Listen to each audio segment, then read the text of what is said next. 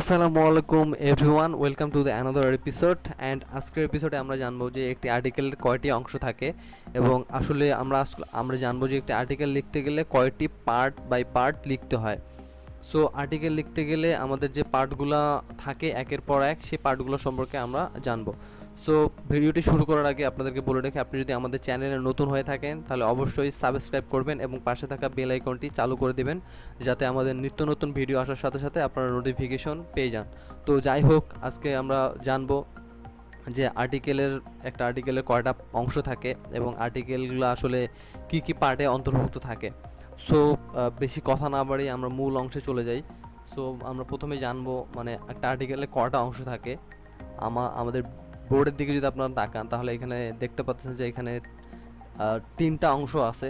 তিনটা অংশের মধ্যে প্রথম অংশটা হচ্ছে ইন্ট্রোডাকশন, তারপরে হইতেছে আপনার টেবিল অফ কন্টেন্ট অ্যান্ড তারপরে হইতেছে কনক্লুশন। সো এই তিনটা পার্টে একটি আর্টিকেল হয়ে থাকে এবং আপনি যদি একটি আর্টিকেল রাইট করতে যান তাহলে এই তিনটা অংশ আপনাকে একটি আর্টিকেলের মধ্যে আপনাকে রাখতেই হবে। সো প্রথমেই যদি বলে দেই যে ইন্ট্রোডাকশন পার্টটার মধ্যে আপনারা কি লিখবেন। হ্যাঁ, ইন্ট্রোডাকশন হচ্ছে যে আপনার আর্টিকেলের শুরুর অংশ। যেমন ধরেন যে আপনি যদি একটি বই পড়েন, যে আমার হাতে যে বইটা এখন আছে সেটা হচ্ছে তুমিও জিতবে, ইউ ক্যান উইন। সো এই বইটার মলাটের অপোজিট অংশে একটা লেখা আছে, যে এই লেখাতে ওই বইটা সম্পর্কে পুরো একটা সারাংশ দেওয়া আছে, যে বইটা পড়লে মানুষজন কি কি জানতে পারবে, বইটার মানে কি বিষয় লেখা হয়েছে। সো এটাই হচ্ছে যে ইন্ট্রোডাকশন, যে একটা মানে বইয়ের শুরুতে যে সারাংশ অংশ থাকে সেটা হচ্ছে যেমন একটা বইয়ের সারাংশ। সো আপনি আর্টিকেলটা লিখবেন, আর্টিকেলটার মধ্যে পুরো অংশটা জুড়ে কি কি থাকতেছে, কি কি পাঠক এই বিষয়টা পড়ে জানতেছে, সেটা আপনি প্রথমে একটা ইন্ট্রোডাকশন দিয়ে রাখলেন। সেটা হচ্ছে বা 100 বা 150 ওয়ার্ডের মধ্যে হইতে পারে। আর ইন্ট্রোডাকশন অত বড় দেওয়ার দরকার নেই, ইন্ট্রোডাকশন শর্টকাটের মধ্যেই দিতে হয়।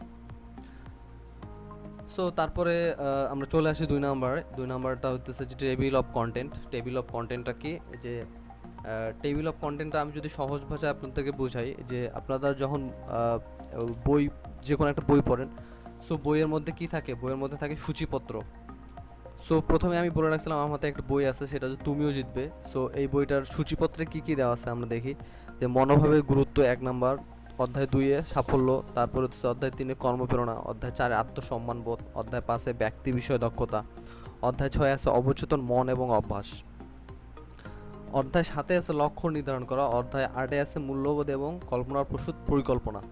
সো এই বইটা কি বিষয়ে লেখা আছে এই সূচিপত্রের মধ্যে কিন্তু তা লেখা থাকে। সো সেরকমইভাবে আপনার টেবিল অফ কন্টেন্টটা হইতেছে যে একটা আপনি যে বিষয়ে আর্টিকেলটা লিখবেন ওই বিষয়ে মাঝখানে যে বিষয়টা থাকে, যে মূল প্রাণকেন্দ্র থাকে, সেটাই হচ্ছে table of content.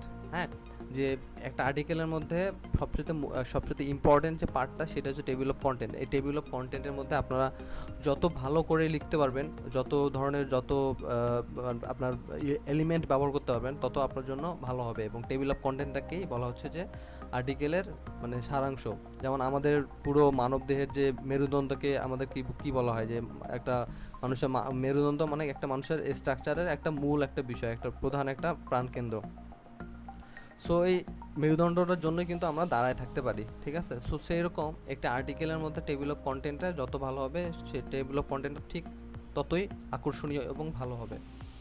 So table of কন্টেন্টটা চলে গেল। অ্যান্ড তারপরে আসি আমরা কনক্লিউশনে আমরা কি লিখবো। হ্যাঁ, কনক্লিউশনটা আসলে কি? কনক্লিউশনটা যে লেখার শেষ অংশটাকেই বলা হচ্ছে কনক্লিউশন। সো আপনি এখন মানে পুরো লেখাটা লিখলেন, পুরো লেখাটা ধরেন যে আপনি সাপোজ দ্যাট আপনি লিখলেন যে এবিএস ওয়ার্ক উইথাউট ইকুইপমেন্ট।